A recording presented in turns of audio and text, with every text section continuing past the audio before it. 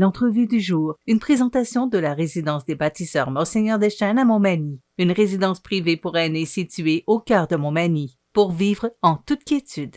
La résidence des bâtisseurs Monseigneur Deschênes à Montmagny, une résidence privée pour aînés située au cœur de Montmagny. Personnel compétent, service 24 heures sur 24, infirmière, entrée sécuritaire contrôlée et plus encore. La résidence des bâtisseurs Monseigneur Deschênes pour vivre en toute quiétude. Mes prochains invités est Kim Gingras, historien manimontois, et Patrick Morancy, coordonnateur culturel. Messieurs, bon matin. Bonjour. Bonjour. On va parler aujourd'hui de monographie. En passant, là, bravo. J'ai pas eu le temps, là, Patrick vient de me l'apporter.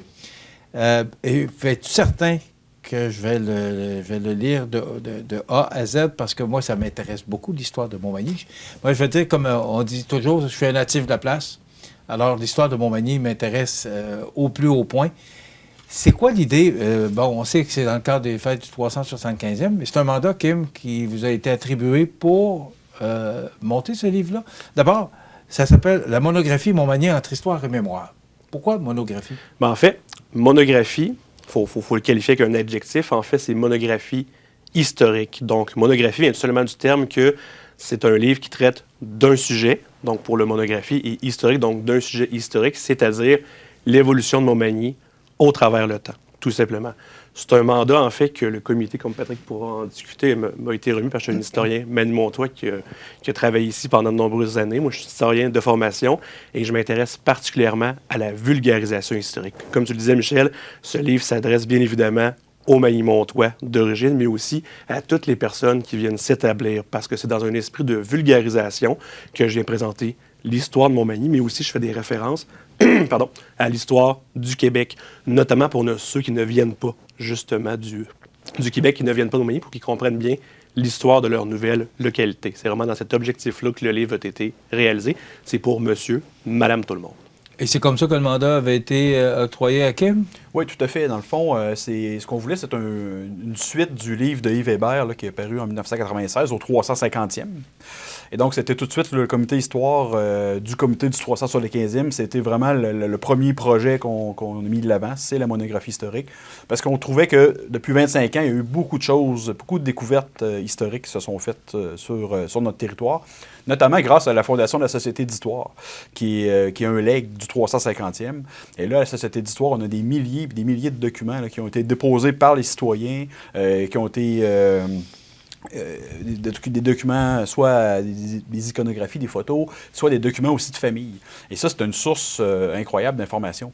Et c'est ça qu'on voulait mettre en valeur là-dedans. C'est vraiment, là, à peu près le 3/4 des photos, 80% des photos, ce sont des images qui viennent de la Société d'histoire. Tout à fait. Je dirais même 90%. Les choses que la Société d'histoire ne peut pas retrouver, je dirais, c'est les documents les plus anciens, du 17e, du 18e siècle, ceux vraiment des premiers balbutiements de la Nouvelle-Française qu'on doit commander ailleurs, parce qu'il y a très peu de copies qui sont disponibles, des copies originales, on entend parler, mais la Société d'histoire regorge d'informations, puis le livre, en fait... Comme ça, vous entendez ça, moi, parce que moi, je connais bien le Centre Rousseau, là. Émile Gagné, son président. J'aime ça, vous entendre dire ça. Ça va inciter peut-être les gens plus à se servir de notre Société d'histoire. C'est un peu pour ça que le livre, je pense, en fait, dans mon optique personnelle avec la validation du comité, le livre, c'est pour susciter l'intérêt du citoyen à aller plus loin, à se poser des questions. Mais oui, tu parles de ça, mais encore, qu'y a-t-il qui est rattaché? Quelle information supplémentaire on peut aller chercher? Est-ce que ma famille a participé à ça? Quelle information? Moi, je mentionne d'entrée de jeu dans le livre aussi, allez consulter le Centre d'histoire. Il y a des bénévoles sur place pour vous aider à faire des recherches, aller approfondir l'histoire pour un petit peu paraphraser l'historien médiéviste Marc Bloch. En fait, l'histoire veut bien nous révéler ce qu'elle veut nous révéler. C'est à nous d'aller chercher l'information. Et c'est au fil des années, comme Patrick le dit, avec la Société d'histoire, avec les fouilles archéologiques qui sont faites, qu'on améliore sans cesse notre connaissance sur le passé. C'est un peu une étincelle pour allumer la fibre historique pour les manimontois, pour tenter de comprendre leur passé et apporter leur contribution, apporter leur bras à la roue. On va revenir dans quelques instants sur le contenu, parce que je veux savoir sur quoi tu t'es basé pour faire 215 pages d'histoire sur Montmagny, là. Mais je reviens à ce que tu as dit, Patrick. Depuis les 25 dernières années, on a fait plus de travail de recherche qu'on en a fait les autres 25 ans ou 50 ans. Pourquoi? Bien, c'est certain que les techniques de recherche, la facilité Internet, tout ça, ça l'a aidé. Mais dans le fond, c'est pas tant nouveau, là. Dès le 300e anniversaire de la Seigneurie de la Rivière-du-Sud, le 333e en 1927, fait que, mettons, si on enlève 33 ans, on est au début du siècle, on avait fait vraiment un ouvrage qui était fait par l'abbé Cazot, et qui étaient les notes historiques. Ils appelaient ça les notes historiques de la paroisse de Saint-Thomas de Pointe-à-la-Caille ou de la Seigneurie de la Rivière-du-Sud. Je ne me souviens plus trop du titre exact. C'est la paroisse. Mais c'est la paroisse, c'est ça. Donc, c'est vraiment le premier ouvrage historique qui a été fait. Mais ça, c'était très relatif là, aux notes de paroisse. Donc, un peu moins civil comme avenue. Mais, donc, fait qu'à toutes les fêtes, on a toujours travaillé sur un ouvrage. Et ça, ben, chaque ouvrage sert de base à l'ouvrage précédent. Donc, c'est pour ça que l'ouvrage de Yves Hébert en 1996, ben, ça a servi de base. Yves a vraiment fait un travail de recherche énorme à ce moment-là parce qu'il y avait très peu d'archives locales. Et donc, il a fallu qu'il y ait aux archives nationales, il a fallu qu'il fasse vraiment beaucoup, beaucoup de recherches. Et là, ça fait un document qui est un super document de base. Avec cet ouvrage-là, dans le fond, ben, on a pu aller plus loin, on a pu aller plus dans le micro-détail. À partir des documents, des sources surtout que Yves avait mis en place. Et aussi, ben, depuis 2007, on fait des fouilles archéologiques sur le territoire et ça amène vraiment une autre dimension à l'histoire locale. Là. On découvre des... l'histoire amène beaucoup de choses par l'archéologie. C'est ça. L'histoire amène des faits et l'archéo vient prouver ces faits-là. Ou les infirmer, mais dans le cas présent, on avait quand même des bonnes recherches de faits. Puis on a pu prouver beaucoup de trucs. Montmagny a 375 ans, on le sait. Et le livre a 215 pages. Alors, il faut te restreindre dans tes recherches. Puis, alors, le contenu, tu t'en es tenu à quoi exactement? Principalement, je dirais au développement général de la municipalité. D'abord, on voit en fait, même avant la création de la seigneurie, il y a des populations autochtones qui vont visiter le territoire. Des informations qui sont tout à fait récentes parce que d'emblée, Yves Hébert, dans son livre, n'en traitait peu parce qu'il n'y avait pas encore assez d'informations. Sauf que depuis le temps, il y a par exemple Catherine Pichinado, c'est une historienne qui a fait un mémoire de maîtrise sur la présence autochtone en Côte-du-Sud. Elle a fouillé dans les registres de paroisse, dans différents documents pour montrer l'évolution et quel type de population amérindienne vont visiter le territoire. La ville de Montmagny a fait des fouilles qui collaborent ces phénomènes. Donc, on en parle dans le livre vraiment en termes généraux. On aurait pu bien plus pousser les recherches, encore une fois, mais on s'astreint au minimum pour couvrir l'ensemble de l'histoire de Montmagny. On aborde ensuite le développement, donc la création de la seigneurie, les différents seigneurs qui vont avoir, ainsi que les principaux conflits qu'il peut y avoir au sein du régime seigneurial entre les seigneurs et les censitaires, donc ceux qui vont posséder la terre et qui doivent des redevances aux seigneurs. Il y en a beaucoup. Et il y en a vraiment beaucoup. On voit que la population augmente aussi, un peu à l'instar du reste du Québec, et c'est pour ça qu'on interpelle parfois l'histoire générale, parce que ce qui se passe au Québec se reflète parfois à Montmagny, et parfois pas. Donc, c'est ce qu'on vient voir aussi dans le livre. Donc, par exemple, si on pense au 19e siècle, aux Magny-Montois qui vont partir pour aller, par exemple, au Klondike, dont aller faire la ruée vers l'or, vont le faire pas en même temps que la majorité des Québécois. Donc, c'est des phénomènes qu'on vient trouver avec les recherches qui sont faites par les différents historiens comme Yves Hébert qui nous ont précédés. Mais on pense, par exemple, à Maurice Rousseau qui a fait un travail énorme, Léopold Côté, Émile Gagné qui en fait encore aussi des recherches. Donc, c'est ces recherches-là par les amateurs en histoire, ainsi que par les historiens professionnels qui font en sorte qu'on fait la synthèse de cette information-là qu'on vient recueillir.